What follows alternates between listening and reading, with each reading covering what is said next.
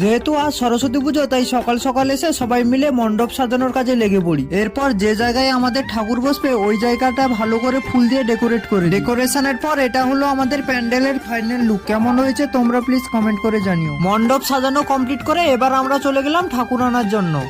এখন আমরা আমাদের ঠাকুর নিয়ে সোজা চলে এসেছি আমাদের পুজো মণ্ডপের মধ্যে। আমাদের সরস্বতী ঠাকুরটা তোমাদের কাছে কেমন লাগলো প্লিজ কমেন্ট করে জানিও। এরপর ব্রাহ্মণ ঠাকুর এসে ঘর তোলার জন্য সবকিছু রেডি করতে থাকে। এরপর আমরা সবাই মিলে চলে গেলাম ঘট উত্তোলনের জন্য। এবার আমরা আমাদের স্কুলের পুকুর থেকে ঘট উত্তোলনের কাজ কমপ্লিট করে সোজা চলে আসি পুজো মণ্ডপের মধ্যে। যার সবকিছু জোগাড় যন্ত্র রেডি হয়ে গেলে আমাদের ফাইনালি পুজোর কাজ শুরু হয়ে যায়। পুজো কমপ্লিট না হলে আমরা অঞ্জলি দিতে পারবো না, তাই ওইখানে দাঁড়িয়ে দাঁড়িয়ে একটু পুজো দেখছিলাম।